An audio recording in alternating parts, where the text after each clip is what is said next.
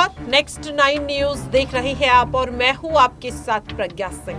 5 राज्यों के विधानसभा चुनाव तो हो चुके हैं, लेकिन भारतीय जनता पार्टी और कांग्रेस अपने ही अंतर कलह का सामना करती हुई नजर आ रही है। जहां एक ओर देखा जा रहा है कि अभी तक भारतीय जनता पार्टी मध्य प्रदेश और राजस्थान में मुख्यमंत्री पद को लेकर घोषणा नहीं कर पा रही है, तो वहीं इस बीच अब कांग्रेस भी एक बड़ी चुनौती का सामना करती हुई नजर आ रही है। ये बड़ी चुनौती है कि आखिरकार नेता प्रतिपक्ष पद किसे सौंपा जाए। कई नाम सामने आ रहे हैं, लेकिन इस वक्त 2 नाम जिन्हें लेकर चर्चा काफी ज्यादा है, सचिन पायलट और गोविंद सिंह डोटासरा। क्या वाकई में इस बार सचिन पायलट पर पार्टी के हाईकमान अपना दांव खेल सकते हैं? इसी सवाल के लिए मेरे साथ मेरे सहयोगी अबरार मौजूद हैं और उनसे समझेंगे कि क्या इस बार सचिन पायलट को वो बड़ी जिम्मेदारी पार्टी के हाईकमान सौंपते हुए नजर आएंगे, जिसका इंतजार वे लंबे समय से कर रहे हैं। अबरार, देखिए, राजस्थान में इस समय सचिन पायलट को बड़ी जिम्मेदारी सौंपने की बात अपनी जगह है, लेकिन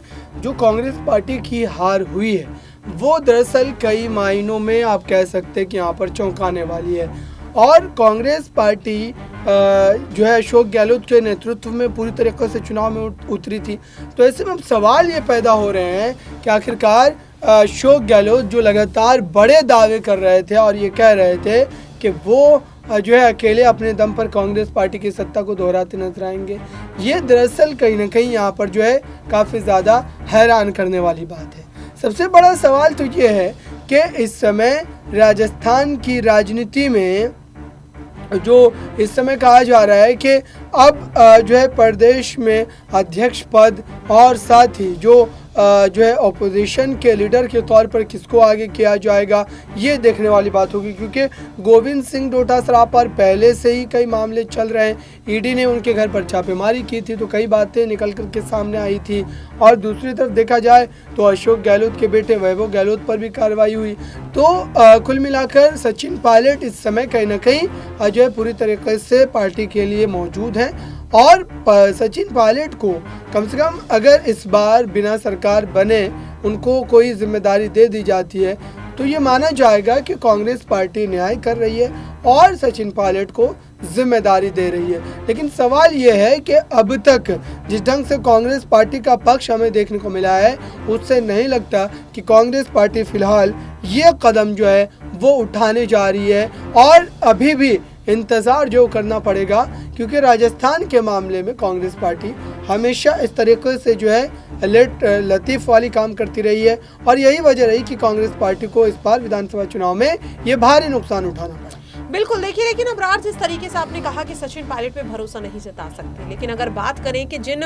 नामों को लेकर चर्चा हो रही है नेता प्रतिपक्ष पद के लिए, तो उनमें सचिन पायलट का नाम शामिल है, गोविंद सिंह डोटासरा का है, शांति धारीवाल का है और अशोक गहलोत का है। अशोक गहलोत को ये पद इसलिए नहीं दिया जा सकता कि वे 3 बार मुख्यमंत्री बन चुके हैं और जाहिर तौर पर मुख्यमंत्री से नीचे किसी पद पर वे काम नहीं करना चाहेंगे। शांति धारीवाल की बात करें तो आपको भी याद होगा कि किस तरीके से जब विधानसभा चुनाव के लिए पहली सूची राजस्थान जारी करने वाली थी कांग्रेस पार्टी राजस्थान के लिए, तो सोनिया गांधी उनके नाम को सूची में देखकर काफी ज्यादा नाराज हो गई थी। गोविंद सिंह डोटासरा की बात करें तो वो पेपर लीक स्कैम में फंसे हुए हैं, ईडी के शिकंजे में फंसे हुए हैं, कभी भी उनकी गिरफ्तारी हो सकती है। तो ऐसे में सचिन पायलट इकलौते ऐसे नेता बचते हैं जिन्हें नेता प्रतिपक्ष के लिए आगे किया जा सके। और अभी हाल ही में जब सोनिया गांधी का जन्मदिन था, तब भी देखा गया कि सचिन पायलट उन्हें जन्मदिन की बधाई देते हुए नजर आए, सोनिया गांधी भी कहीं ना कहीं उसे स्वीकार करती हुई नजर आई। तो क्या राजस्थान, छत्तीसगढ़ और मध्य प्रदेश में मिली करारी हार के बाद अब माना जाए कि सोनिया गांधी शायद उनका जो एक रुख है वो शायद सचिन पायलट की तरफ मुड़ता हुआ नजर आ रहा है, क्योंकि अशोक गहलोत यहां पर फेल होते हुए नजर आए हैं, गोविंद सिंह डोटासरा की रणनीति यहां पर फेल होती हुई नजर आई है। देखिए, अशोक गहलोत की अगर हम बात करते हैं तो उनका जो पार्टी से एक जो तालमेल था वो कहीं ना कहीं बिगड़ा है। जब कांग्रेस पार्टी के अध्यक्ष पद के लिए यहाँ पर जो है चुनावी प्रक्रियाएं चल रही थी और ये माना जा रहा था कि राजस्थान में जो अध्यक्ष पद के तौर पर अशोक गहलोत को आगे किया जाना चाहिए, लेकिन यहाँ पर आपने देखा होगा कि उस समय अशोक गहलोत ने किस ढंग से इस पूरे मामले को नकार दिया था और अध्यक्ष बनने से मना कर दिया था। उस समय कांग्रेस पार्टी ये चाह रही थी कि सचिन पायलट के हाथों में जो है राजस्थान की कमान सौंपी जाए और दूसरी तरफ अशोक गहलोत को जो है कांग्रेस पार्टी का राष्ट्रीय अध्यक्ष बना दिया जाए। लेकिन कांग्रेस पार्टी के इस प्रस्ताव को ठुकराना अशोक गहलोत का पार्टी हाईकमान के साथ तालमेल उसके बाद से लगातार बिगड़ता ही चला गया और इतना ज़्यादा बिगड़ा कि आज आप देखिए कि फिर से एक बार जो है स्थिति बिल्कुल उस तरीके की बनती हुई नजर आ रही है और दावे यहाँ तक किए जा रहे हैं कि अगर इस पूरे मुद्दे को लेकर के अभी भी ये कहा जाता है कि कांग्रेस पार्टी अशोक गहलोत को माफ़ नहीं कर पाई है, क्योंकि अशोक गहलोत राजस्थान में अपनी ताकत को दिखाने का प्रयास इस बार विधानसभा चुनाव में कर रहे थे, लेकिन वो चुनाव हार गए। तो उनके नेतृत्व पर भी एक सवाल खड़ा हो रहा है कि अशोक गहलोत क्या अपने बलबूते पर यहाँ पर चुनाव कांग्रेस पार्टी को जितवा सकते हैं, क्योंकि सचिन पायलट के साथ जो भेदभाव हुआ पीछे जो है अगर पिछले 5 वर्षों की बात करें, इस वजह से माना जा रहा है कि कांग्रेस पार्टी को इस बात को याद रखने की ज़रूरत थी कि आखिरकार इस समय जो पूरी स्थिति बनी है इसका जिम्मेदार कौन है और क्या इस हार का जिम्मेदार भी तय होना चाहिए, ताकि कांग्रेस पार्टी आने वाले दिनों में फिर से एक नए सिरे से जो है पार्टी को मजबूत करती नजर आए। बिल्कुल, वाकई में देखिए जिस तरीके से अबरार ने भी कहा कि सचिन पायलट के अलावा अब शायद पार्टी के पास कोई ऐसा बड़ा चेहरा नहीं बचा है जिस पर वे अपना दांव खेल सके। हालांकि अभी तक पार्टी जो है वो लगातार चिंतन मंथन करती हुई नजर आ रही है। 5 राज्यों के विधानसभा चुनाव में 4 राज्यों में आखिरकार ये करारी हार कांग्रेस को क्यों मिली, इसकी वजह क्या है, इन रणनीतियों पर काम हो रहा है और नेता प्रतिपक्ष को लेकर भी अब राहुल गांधी, मल्लिकार्जुन खड़गे और सोनिया गांधी लगातार बातचीत करते हुए नजर आ रहे हैं। देखना होगा कि क्या इस बार नेता प्रतिपक्ष जैसा बड़ा पद सचिन पायलट को दिया जाएगा, क्योंकि जाहिर तौर पर विपक्ष की तरफ से यह सबसे बड़ा पद माना जाता है। तो क्या कांग्रेस पार्टी ये बड़ा पद अब सचिन पायलट को देती हुई नजर आ सकती है, देखना काफी अहम होगा। फिलहाल के लिए इस खास रिपोर्ट में इतना ही। बाकी की तमाम अपडेट्स के लिए आप देखते रहिए नेक्स्ट 9 न्यूज। कल मतगणना हुई और विधानसभा क्षेत्र से अच्छा बहुमत लेके पब्लिक ने, मतदाताओं ने आशीर्वाद दिया है। तो आज मैं सभी कार्यकर्ताओं का धन्यवाद करने के लिए क्षेत्र में हूँ और सभी मतदाताओं का मैंने बहुत आभार व्यक्त किया है कि इतना असीम प्रेम और आशीर्वाद मुझे मिला। एक भारी बहुमत के साथ कांग्रेस पार्टी की जीत हुई। तो सभी लोगों ने जो कई हफ्तों तक दिन रात मेहनत करी, हमारे कार्यकर्ताओं ने, लोगों ने, आमजन ने, उन सबका मैंने आभार व्यक्त किया है, उनको धन्यवाद ज्ञापित किया है और इस बात का आश्वासन उनको दिया है कि विकास की जो हमने शुरुआत करी है 5 साल पहले, उसमें कमी नहीं आने देंगे और पूरी लगन से, पूरी ताकत से, पूरी शिद्दत से, पूरी ईमानदारी से जो विकास का काम हमने चालू किया है उसको बिना रोक टोक अगले 5 साल तक चालू करते रहेंगे। जो परिणाम आए तो उसमें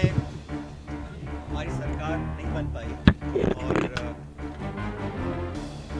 जिस परंपरा को तोड़ने के लिए हम लोगों ने बहुत मेहनत करी और हर